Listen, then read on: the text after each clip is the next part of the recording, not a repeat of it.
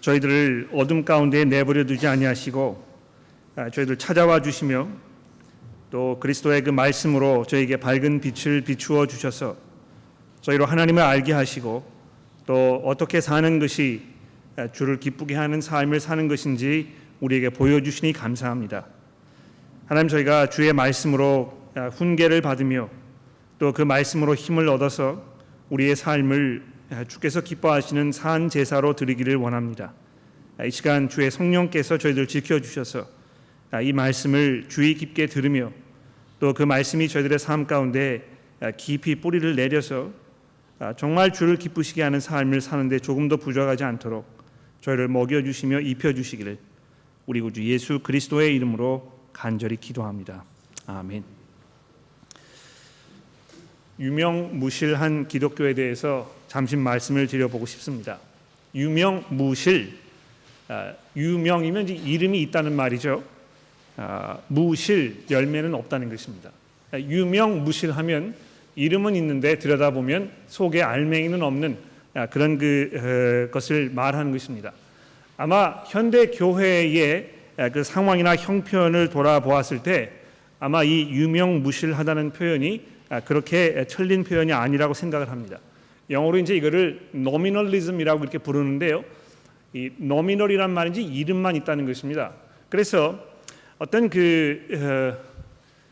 문화적으로 또 풍습적으로 이 기독교적인 어떤 그 요소들이 사회에 많이 이렇게 잔재해 있을 때에 사람들이 어떤 거기에 대한 확신이나 복음에 대한 확신이 없어도 그냥 거기에 묻혀서 이렇게 가는 그런 상황을 말하게 되는 것입니다.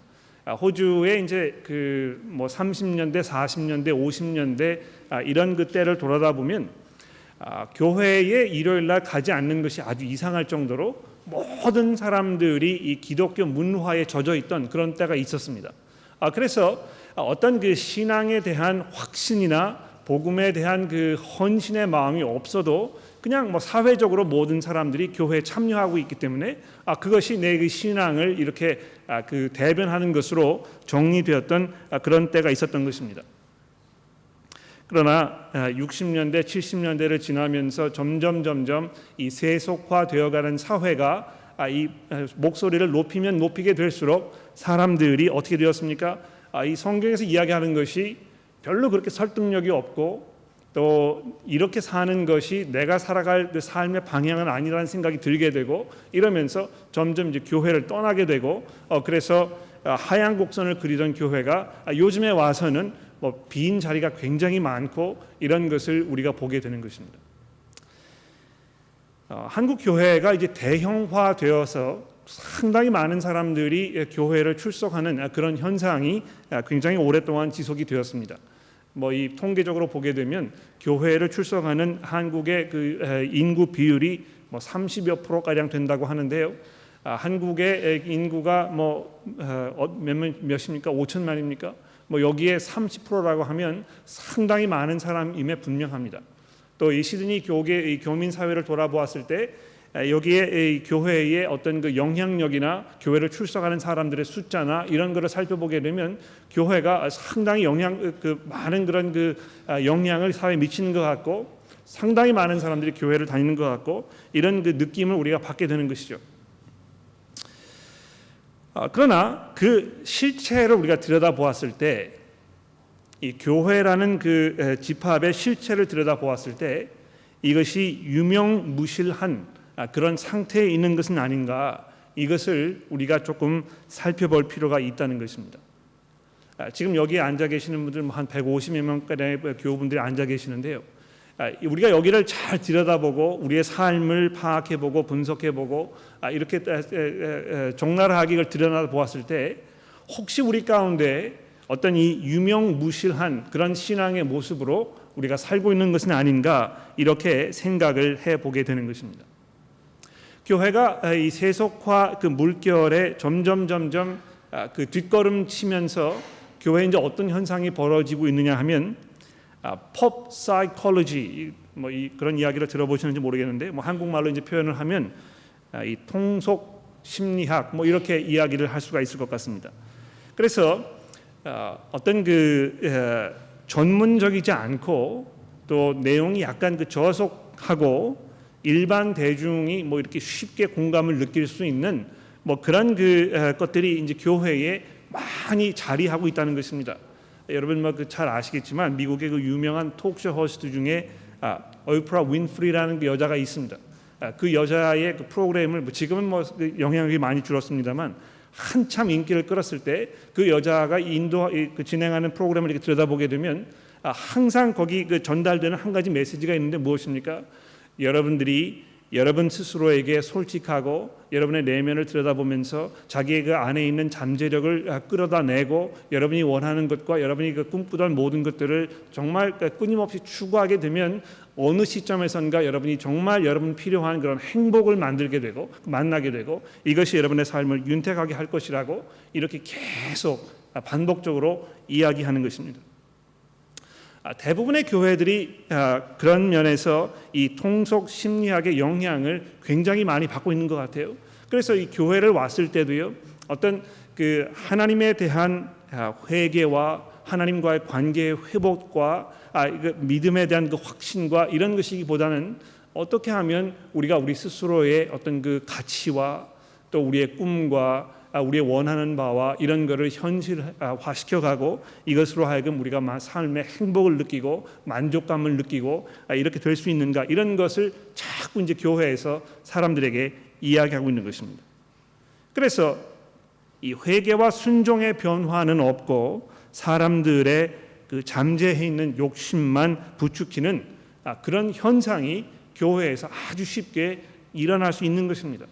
여러분들이 예수 잘 믿으면 정말 행복하게 되고 여러분이 예수 잘 믿으면 여러분의 사업이 번창하게 되고 여러분이 좀 더 좋은 그런 상황 속에서 환경 속에서 살 수 있습니다.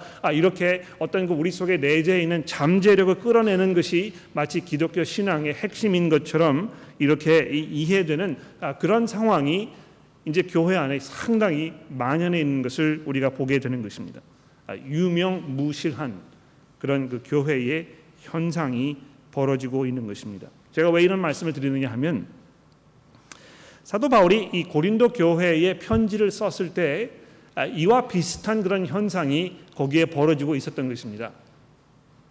여러분 오늘 본문 말씀의 첫 부분인 7장 5절 말씀해 보십시오. 우리가 마게도냐에 이르렀을 때에 우리 육체가 편하지 못하였고 사방으로 환난을 당하여 밖으로는 다툼이요 안으로는 두려움이 있었다. 이렇게 이 오늘 본문을 시작을 하고 있습니다. 여러분 기억나십니까? 처음에 우리가 이 고린도후서 시리즈를 시작할 때 어떤 그 상황적 배경에 대해서 좀 제가 잠깐 말씀을 드렸는데요. 어떤 배경이었습니까? 고린도 교회와 사도 바울 사이에 관계에 어려움이 생겼고 이 점점 관계가 멀어지는 그런 그 위기 상황에 처해 있었던 것입니다. 왜 그런 상황이 벌어졌습니까? 이 마게도니아 교회 성도들이요. 마치 이 유명무실한 그런 그 현대 교회 모습처럼 어떤 그 기독교의 신앙을 알고 있지만 그것이 자기들의 삶을 다스리고 통치하고 삶의 변화를 일으키고 이 삶에 순종하는 모습으로 이어지는 이런 것을 점점 거부하기 시작했던 것입니다. 그저 어떤 그 우리 이 마음속에 잠재해 있는 그들의 그 욕구와 또 필요와 이런 것들을 추구하고 그것을 정당화시키고 이런 현상들이 점점 일어나면서 사도 바울이 전했던 그 복음과 반대되는 이런 방향으로 이제 교회가 점점 흘러가고 있었던 것이죠. 그래서 기억나시는지 모르겠습니다만 고린도 전서에 보면 우상에게 바쳐졌던 음식을 먹는 문제를 사도 바울이 교회 많이 다루고 있지 않습니까? 이 우상 숭배하는 것, 거기에 바쳐졌던 음식 먹는 것, 큰 문제가 되겠습니까? 우상이라는 게 존재하지 않고, 그래서 우리가 이 복음으로 자유를 누릴 수 있고, 그래서 그렇게 먹는다고 해서 우리 신앙에 큰 문제가 생기는 게 아니고, 우리가 마음껏 자유를 누릴 수 있지 않겠습니까? 이렇게 하면서 별로 꺼리낌 없이 자기의 행동을 취하고 원하는 대로 하고 이런 것이 있었던 것입니다. 또 어떤 그 교회 안에 이 성적인 문란함이 있었던 것 같아요. 그것이 구체적으로 어떤 그 문제였는지에 대해서 우리가 확실하게 알기 좀 어렵습니다만 한 가지 분명한 것은 이것이 세상 사람들의 눈에도 봤을 때 아주 이상하게 보여지는 정상적이 아닌 그런 그 일들이 교회 안에서 벌어지고 있었다는 것입니다. 그런데 이 교회 안에 있는 사람들이 그런 걸 보면서 이게 뭐 큰 문제가 되겠습니까? 우리 정말 중요한 것은 이 영적인 것이고 육체적으로 우리가 조금 비도덕적인 모습이 있다고 해서 그것이 큰 문제가 되겠습니까? 너무 그런 거 이렇게 지적하지 말고 너무 이것을 심각하게 받아들이지 말고 우리가 그냥 좋게 편하게 부담되지 않게 이렇게 좀 넘어갔으면 좋겠습니다. 이런 그 목소리들이 교회 안에 이제 점점 강해졌던 것이 분명합니다. 사실 교회에 오면 좀 편하고 그냥 그 부담되지 않고 내가 이렇게 저렇게 하지 않아도 되고 그냥 주일날 이 모임에 참석하고 내가 할 도리를 하고 식사 잘 하고 또 덕담 좀 나누다가 집에 돌아가고 집에 가서는 그냥 내가 사는 대로 살고 또 교회 오고 이렇게 하면 참 부담이 없을 것 같아요. 그렇지 않습니까, 여러분? 그러나 사도 바울이 고린도 교회를 향해서 그러한 모습으로 변해가고 있는 교회를 그냥 내버려 두지 않은 것입니다. 그래서 그런 교회를 바라보면서 사도 바울이 그냥 있을 수가 없어서 어떻게 한 것입니까? 편지를 썼다는 것이죠. 거기 한번 방문하고 편지를 쓰고 또 방문하고 다시 편지를 쓰고 그런 와중에서 많은 이야기가 오가고 그 이야기 가운데에서 고린도 교회 성도들이 사도 바울에 대해서 점점 불신의 마음, 좀 섭섭한 마음, 너무 참견한다, 너무 귀찮다, 너무 많은 것을 우리에게 요구한다, 이런 그 원망의 마음이 생겼고 그래서 관계가 이제 점점 어려워지고 사도 바울이 그러한 상황을 보면서 안타까움에 이 눈물을 금할 수 없는 그런 그 최악의 상황으로 지금 가고 있었던 것입니다. 그래서 사도 바울이 어떻게 했습니까? 이 눈물로 편지를 내가 썼다. 근데 그 편지를 디도의 편에 여러분에게 전해주고 여러분들이 그 편지의 내용을 어떻게 지금 받아들이고 있는지 디도가 지금 내게 전해주기 위해서 우리가 마게도냐에서 만나기로 하였다. 이렇게 되어 있습니다. 그래서 마게도냐에 올라가지 않았습니까? 그런데 거기 올라갔던 상황에 대해서 사도 바울이 뭐라고 이야기하고 있냐 하면 우리 육체가 편치 아니하였고 사방으로 환난을 당하여 밖으로는 다툼이고 안에는 두려움이 있었다. 이 사도 바울의 입장에서는 최악의 상황입니다. 왜 육체가 편치 못하겠습니까? 왜 사방으로 환난을 당하여 밖으로는 다툼이 있었겠습니까? 이 복음 전하면서 얼마나 반대가 심했겠습니까? 이 고린도 교회의 어떤 이런 문제를 제외하고더라도 이 복음 전하는 일 때문에 거기에 아주 강한 반대가 어디를 가든지 있었고 그것으로 인해서 심신이 피곤하고 어려운 상황 속에 지금 처해 있었다는 것입니다. 그런데 그것뿐만이 아니고요. 거기에 더해서 이 고린도 교회를 향한 사도 바울의 간절한 마음이 편지 속에 지금 표현되어 있었는데 이것을 이 교회가 어떻게 받아들일지 이것이 결국에는 교회와 나의 관계를 깨트려 버리고 우리가 이제 영원히 등을 돌려야 할 그런 상황으로 가는 것은 아닌지에 대한 두려움이 있었다는 것입니다. 그런데 6절에 보십시오. 그러나 낙심한 자를 위로하신 하나님이 디도가 옴으로 우리를 위로하셨으니 그가 온 것뿐 아니요 오직 그가 너희에게 받은 그 위로로 위로하고 너희의 사모함과 애통함과 나를 위하여 열심히 있는 것을 우리에게 보고함으로 나를 더욱 기쁘게 하였느니라. 이 마게도냐 처음 올라가서 느꼈던 그런 그 안타까움, 그런 두려움, 그런 그 피곤함 이런 것에 대반전이 일어나 가지고요. 굉장히 많은 위로를 받았고 내가 더욱 기쁘게 되었다. 지금 이렇게 5절에서 7절에 고백하고 있습니다. 이 놀라운 변화가 짧은 시간에 일어난 것이죠. 그렇지 않습니까? 도대체 무슨 일이 있었길래 이런 급작스런 심경의 변화가 일어난 것입니까? 자, 그 내용을 우리가 조금 자세히 이제 살펴보도록 합시다. 8절 말씀을 보시면 이렇게 되어 있습니다. 그러므로 8절에 내가 편지로 너희를 근심하게 한 것을 후회하였으나, 그렇죠? 이 고린도 교회 성도들에게 여러분 지금 여러분 교회 안에서 벌어지고 있는 이런 상황들, 이런 걸 제가 보니까 그냥 내버려 두면 안 될 것 같아서 제가 편지를 썼는데, 이 편지를 받아보신 여러분들의 마음이 정말 근심되고 여러분 마음에 큰 짐이 되고 이렇게 된 것을 제가 정말 후회하였습니다. 아주 안타깝게 생각하고 별로 그렇게 마음이 편하지 않았습니다. 이렇게 얘기하는 것이죠. 그래서 후회하였으나 지금은 후회하지 아니함은 그 편지가 너희로 잠시만 근심하게 한 줄을 알미라. 내가 지금 기뻐함은 너희로 근심하게 한 까닭이 아니요 도리어 너희가 근심함으로 회개에 이른 까닭이라. 너희가 하나님의 뜻대로 근심하게 된 것은 우리에게서 아무런 해도 받지 않게 하려 함이라. 자, 이렇게 하면서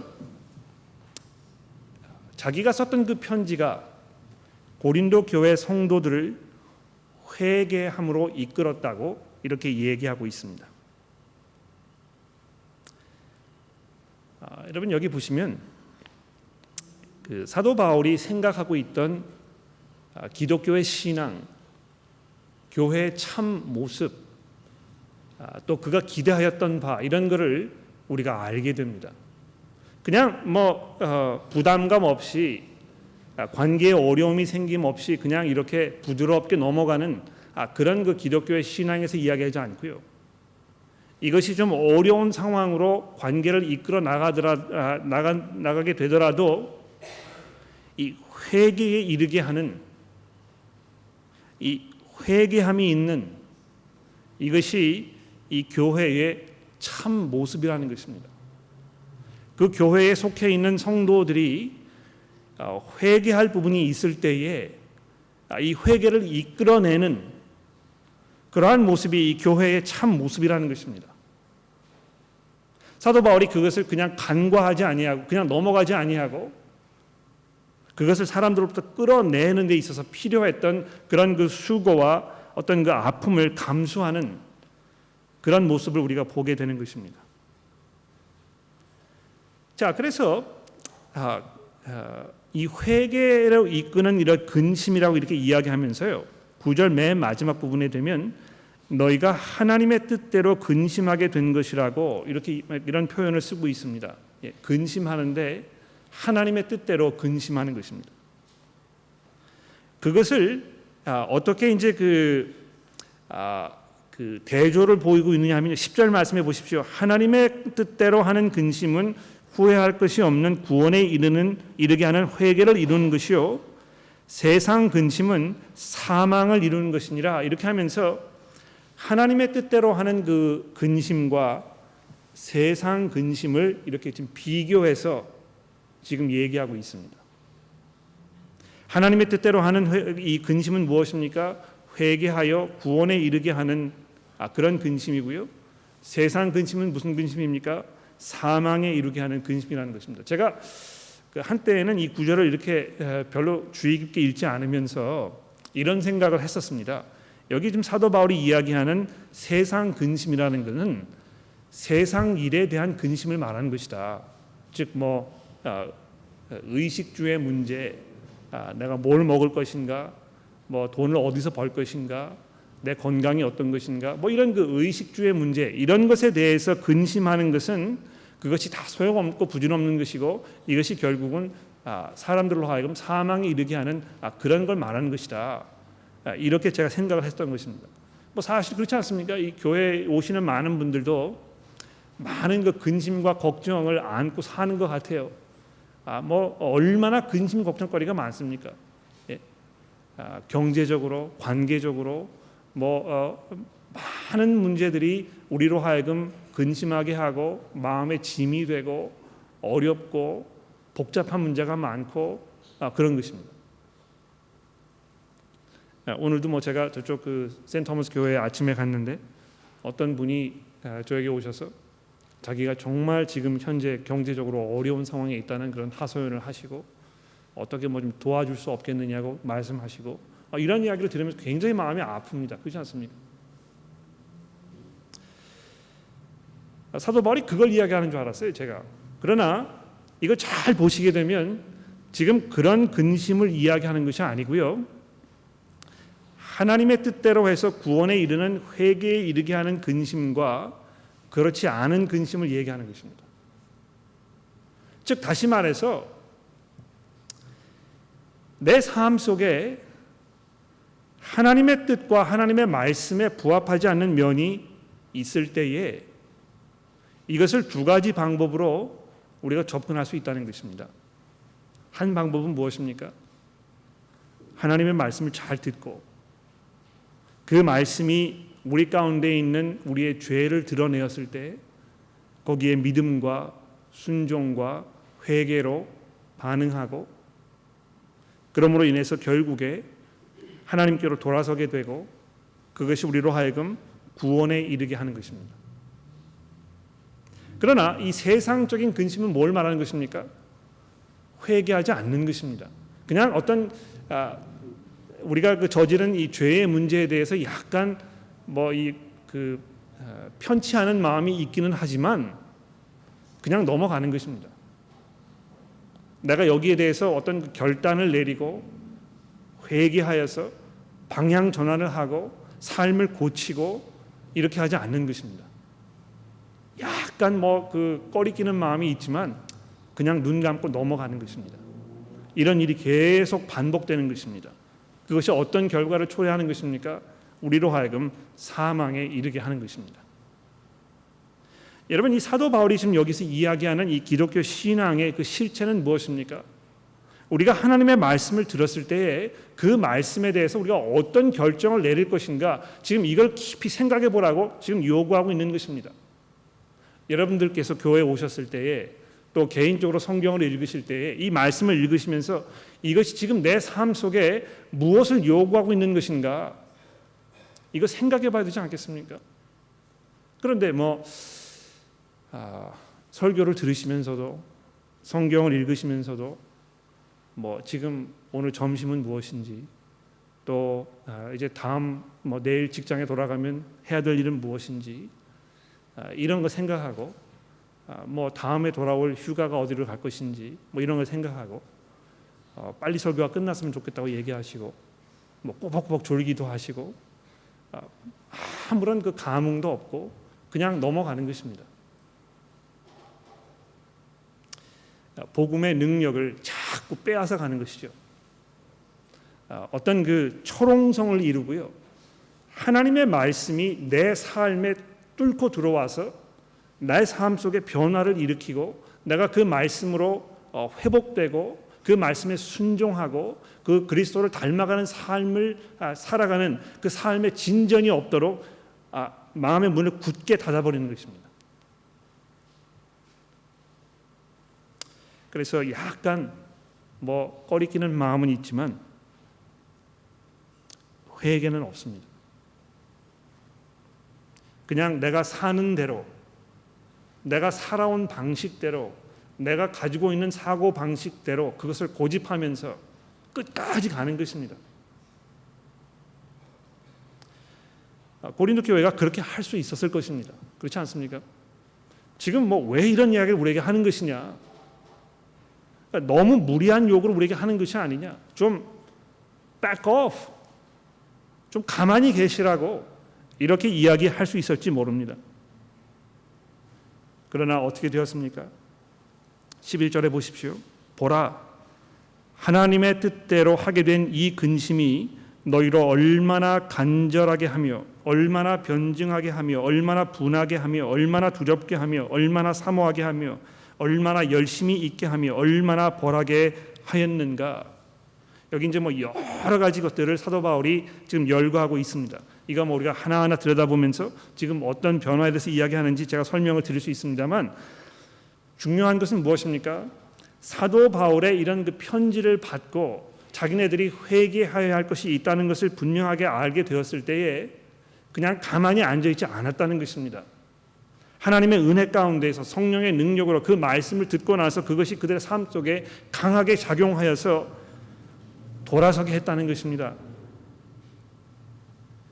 사도 바울이 그 모습을 보면서 얼마나 기뻐했는지 모르는 것입니다. 그래서 이 11절 맨 마지막 부분에 보면 너희가 그 일에 대하여 일체 너희 자신의 깨끗함을 나타내었느니라.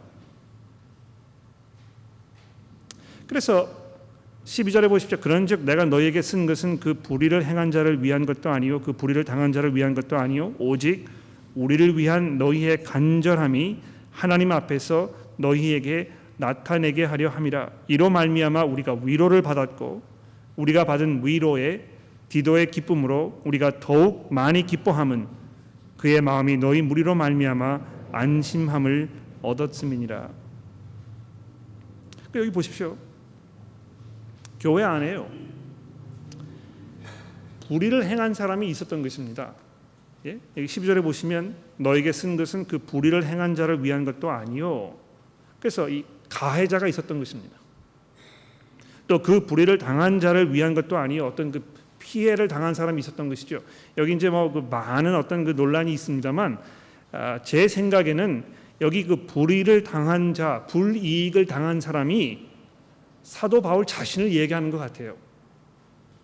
사도 바울이 이 고린도 교회에 찾아갔을 때요, 그들 가운데 벌어졌던 이 불경건한 삶의 모습을 보면서 그것을 지적하고 회개하고 돌아서기를 권면하였을 때 그 교회 안에 분명히 사도 바울의 그러한 권면에 대해서 강하게 반발하고 사도 바울의 마음을 굉장히 상하게 했던 어떤 한 사람이 있었던 것 같습니다. 그런데 그런 사람에 대해서 교회가 뭐 아무런 조치도 취하지 아니하고 그의 그 불경건한 모습과 복음으로부터 멀어지는 것을 그냥 내버려 두고 이렇게 했었다는 것이죠. 사도 바울이 그거에 대해서 지적하고 편지를 쓰고,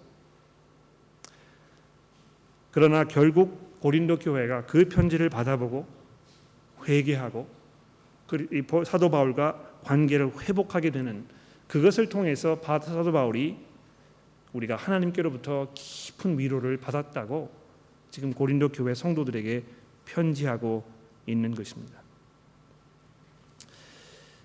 우리는 이 위로라는 단어를 참 좋아합니다. 예, 참 어떻게 위로해드려야 될지 모르겠네요. 제가 참 많은 위로를 받았습니다. 위로 얼마나 좋은 말인지 모릅니다. 그냥 뭐 보통 우리가 좀 이렇게 따뜻한 말, 좀 깊은 관심, 이런 거를 서로 주고받는 이런 것 통해서 우리가 이제 서로 위로한다는 표현을 잘 씁니다. 그런데 지금 사도 바울이 이야기하는 여기 이 위로는요, 그런 유의 위로를 포함하고 있는지 모르겠습니다만 거기에 국한되어 있지 않습니다. 사도 바울이 어떻게 위로를 받았습니까? 하나님의 말씀을 듣고 그 말씀으로 삶이 변화되어서 회개하고 믿음으로 돌아서는 그 분들의 모습을 보면서 그것을 통하여 하나님께서 우리에게 큰 위로와 평안을 허락하여 주신 것이라고 이렇게 설명하고 있는 것입니다. 여러분 그런 경험이 있으십니까?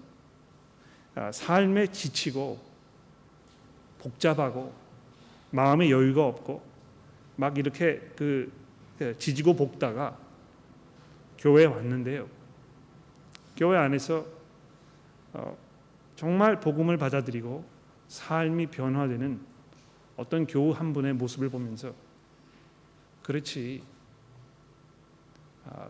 그리스도인의 삶이 가치 있는 것이지, 내가 정말 인내하고 다시 정신을 차리고 하나님께 헌신하고 이렇게 하는 것이 내게 필요한 것이지, 이거 깨닫는 그 순간에 느끼는 그런 그 깊은 위로와 확신, 여러분 이런 경험해 보셨습니까?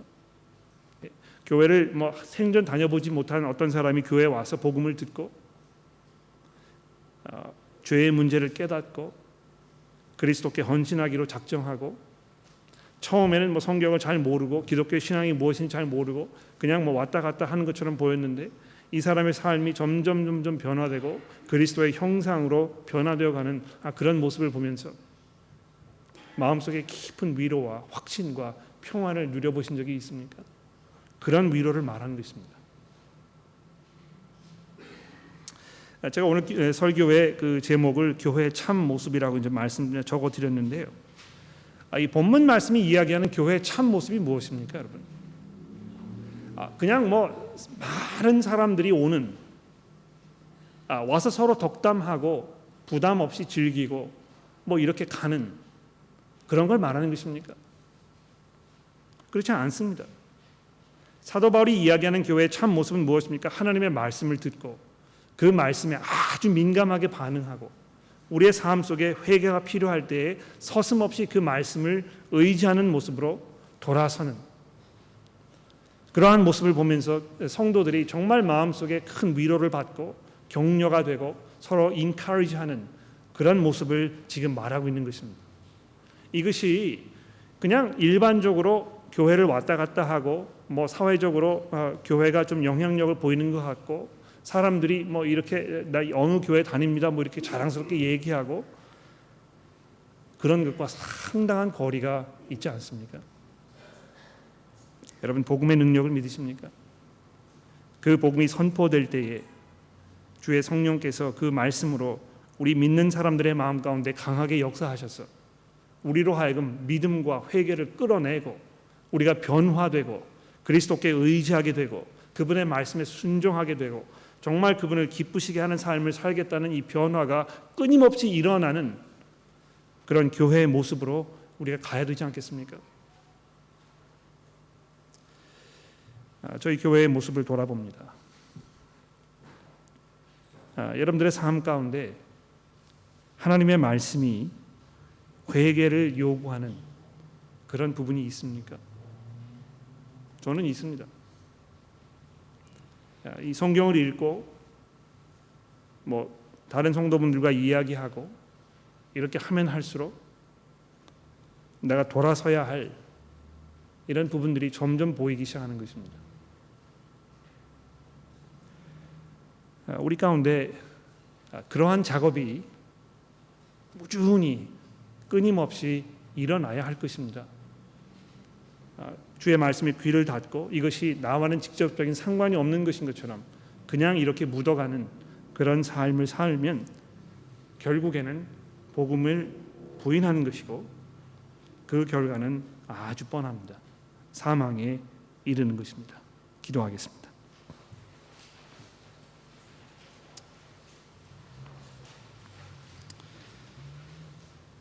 하나님 아버지,